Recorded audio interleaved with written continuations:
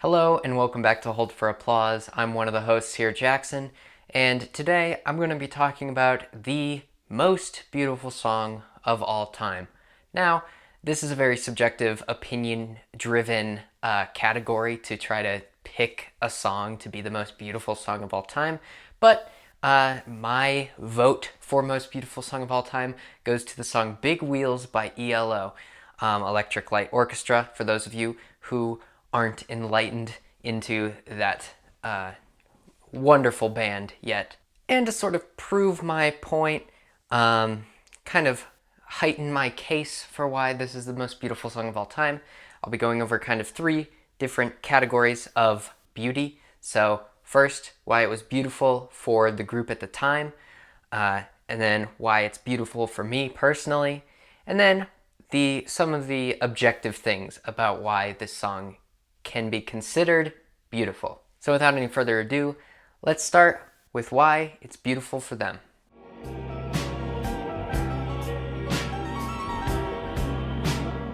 Now, one disclaimer I want to make about this video is that ELO, Electric Light Orchestra, is for sure a band. It's got many members who each contributed their own talents to the band and made it what it is. However, it's going to be kind of hard for me to not just consider Jeff Lynne ELO in the context of this video. He wrote the entire album Out of the Blue that Big Wheels is on, and in general, he was the producer, the writer, the lead singer. He did a lot for the band, and for the purpose of this video, I'm going to kind of consider him to be the part of the group that I'm going to be talking about. So with that, let's get into the background of this song. As previously stated, Big Wheels is on the album Out of the Blue. It is a big double album, considered ELO's best album. 1977 or 78 is when it came out. I don't know for sure. Probably should have done my research before recording this video. But the story behind it is Jeff Lynne took 3.5 weeks to write all 17 songs on this album. And side 3, so there's 4 sides to this album, because back in the day, records, you know.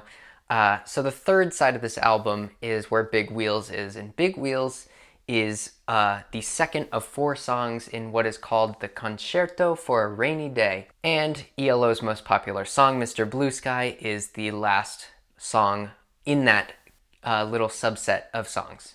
And in general, this can be considered one of the best 4-song stints on an album, like, ever, at least in my opinion, but I think that's a pretty safe claim to say it's up there on the list. It's pretty much this big suite of weather-related songs, kind of. And naturally, everybody's going to give all the attention to Mr. Blue Sky out of these 4 songs about which one to talk about, but my favorite and probably the most overlooked song is Big Wheels from this little 4-song suite. And that's only one of the aspects of the whole background of this song and why I think it's beautiful. So obviously, I think it's beautiful because it's overlooked, but also Jeff Lynne's biggest influence in all of his music, all time, is the Beatles. You know, the biggest band of all time. So one of the big aspects of beauty that I find in the background and the recording and all of that of this song is there are a couple little nods and references, aka copy and pasted lyrics, in this song right out of other Beatles songs. The 2 obvious ones, It's Rather Sad, that is a line from A Day in the Life, and it is in Big Wheels. And then there's also See How They Run, which actually is in 2 Beatles songs. It's in Lady Madonna, and it's in I Am the Walrus, too.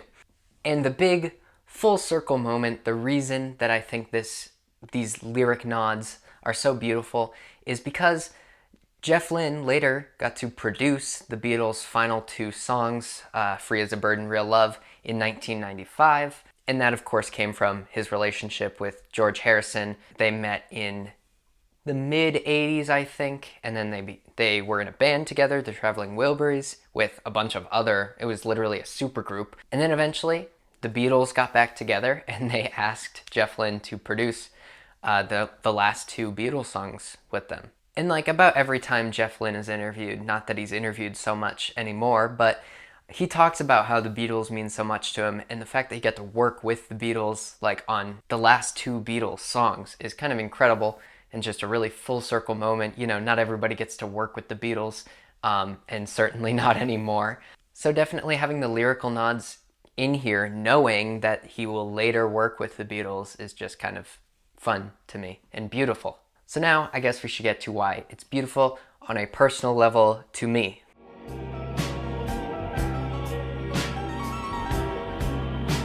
I've been a fan of Yellow since I want to say late 2018 or early 2019. You can see I'm wearing a tour shirt because I went to a show back in July 2019 in Chicago.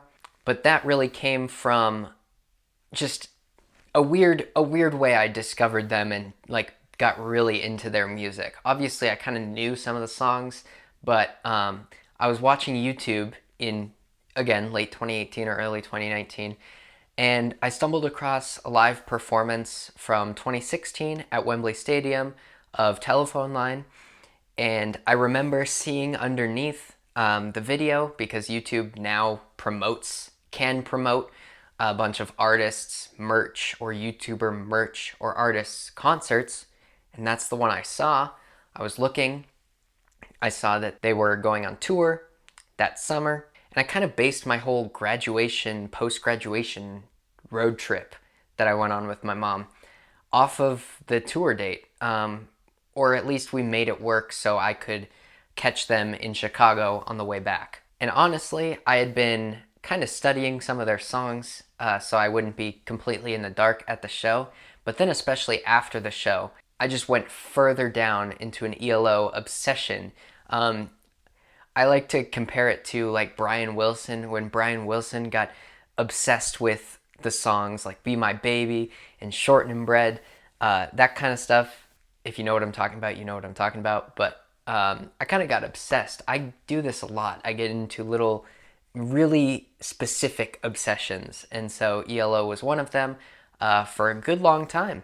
All that is a really roundabout way of saying after I became a fan, I found this video by a YouTube channel called Polyphonic.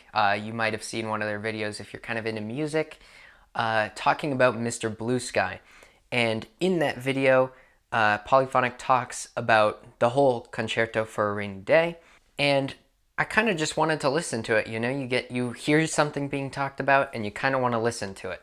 So I then ended up listening to the whole Concerto for a Rainy Day. And then this was before I got Spotify Premium, so I bought those 4 songs and just kind of listened to them over and over and over again. And at that point, you know, Mr. Blue Sky is so, like, I don't want to say overrated, because obviously it's a really good song and there's a reason why it's their most popular, but it's just always talked about that you kind of get sick of it. Little tangent, that's what happened to me for Bohemian Rhapsody. That's why that's not my favorite song on that album, but we'll get to that maybe in a different video. So there probably was a phase where each of the 4 songs was my favorite at a certain time, but the one that stuck is Big Wheels. And we'll get into the sort of analysis of the song and why I chose it as my favorite. But in general, not many songs bring emotions out of me. In general, I'm not a very emotional person, but one of the few things that can do that is music. And even then, not many songs can bring me to a sort of emotion that Big Wheels ended up giving me. It's not one of those things where you cry every time you hear the song, and I don't cry in general, but I also don't cry when I listen to music, but it is one of the most emotional moments I've had listening to music, and I can't really explain why that is. But all I know is that when I was at real college, I now do school online, but when I was at real college at Northern Vermont University studying music, business, and industry for a semester and a half before the big C word hit, that's COVID, by the way, that would be my like kind of de-stressing song. There were a couple, without getting into it, there were a couple of really anxiety-inducing moments, and I don't have anxiety, but so, you know, just these little spouts of anxiety. I've had those, you know, a couple of times at school, and just the best way to calm me down, to get my heart rate down. It was really just kind of a heart rate thing mostly, but the way to get my heart rate down was just to listen to Big Wheels, and it would calm me down and, get me emotional, but not in like a crazy bawling my eyes out way, but just, enough emotion to just kind of feel it and be like, okay, I can do whatever life throws at me or whatever. So in that way, this is a song that's really close to my heart, and that's why I can consider it, in my opinion, the most beautiful song of all time. Now, whether it's my favorite song of all time, I have no idea. I really don't pick favorite songs, but I know that I would say Big Wheels is in the top 10 or 5 at least.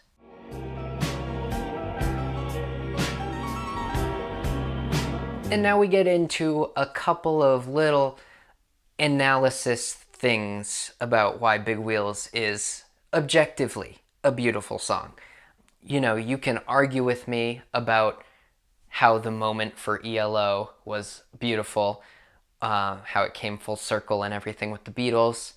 You can argue with me about, well, you can't really, but my personal experience and why that doesn't make the song beautiful.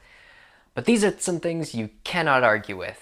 I'm kind of being sarcastic because you probably could, but let's get into it. I'm going to try to keep this short because I tend to ramble on when I talk about analysis things, so I'm going to just try to hit a couple of points that I really want to talk about. Firstly, in general, the chord progression really, there's some classical elements always in ELO's stuff, but I just like the inclusion of minor chords where there shouldn't be minor chords and major chords where there shouldn't be major chords. That's a really nice way to dumb it down and make it kind of palatable for everybody, even if you don't have a music background.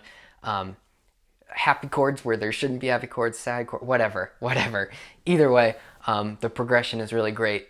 I eventually did learn it. I wanted to know how to play this song for a long time on piano, and I didn't get to it, but then eventually I did. I don't know, that didn't make much sense, but that's just how it went.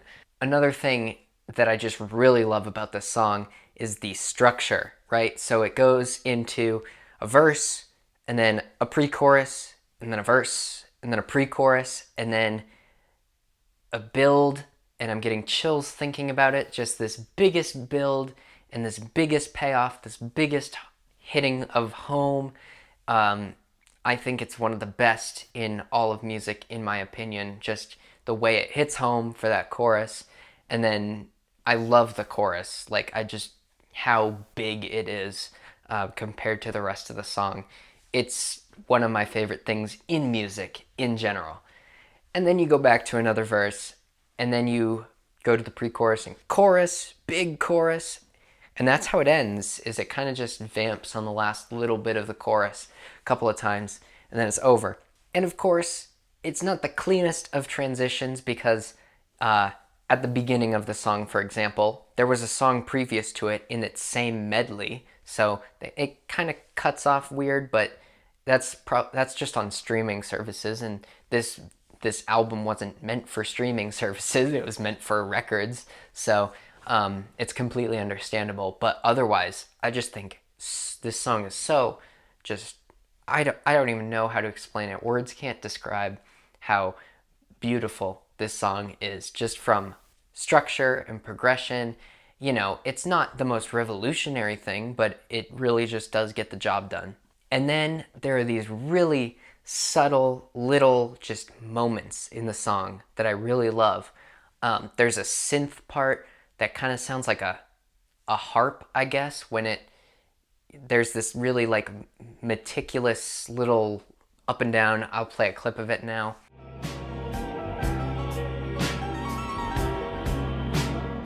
Another one, I'll just make this my last one. There's, before the second chorus, as it builds, Jeff Lynne this obviously wasn't planned, this wasn't composed in the song, but he sings these little, I guess I'll call them ghost vocals, but I'll play a clip of it now. That's just one of the things, it's one of the most satisfying things to me, is just almost accidental little pieces that just got thrown in because they do sound good. And there's another subtle moment like that that I can think of in my head, but there's also other ones just around the whole concerto for a rainy day. That's one of the things I really like, is this little subtleties of it. But overall, with this song in particular, just so beautiful. And I can't implore you enough. Is that the right word? I don't know if that's the right word. I can't implore you enough. Go listen to this song. Listen to all four, but pay special attention to the second one because it is, in my opinion, underrated and, in my opinion, the most beautiful song of all time. So thank you for watching this video. Check out the whole Hold for Applause channel. My other co-host Ryan, he should be coming out with some great content in the coming weeks, but we also have a dual show that we do, Monthly Morning Media, where the next episode of that is going to be out tomorrow if you're watching this the day it's uploaded, which is not very likely, but you know, just gotta say it. And also follow our Instagram. It's linked, if you click the master link, I don't know what else to call it, the master link in the description. It's one link that gets you to more links that you can pretty much just go wherever you want in regards to Ryan and I. So, like I said, thanks for watching, and we'll see you in the next video. Goodbye.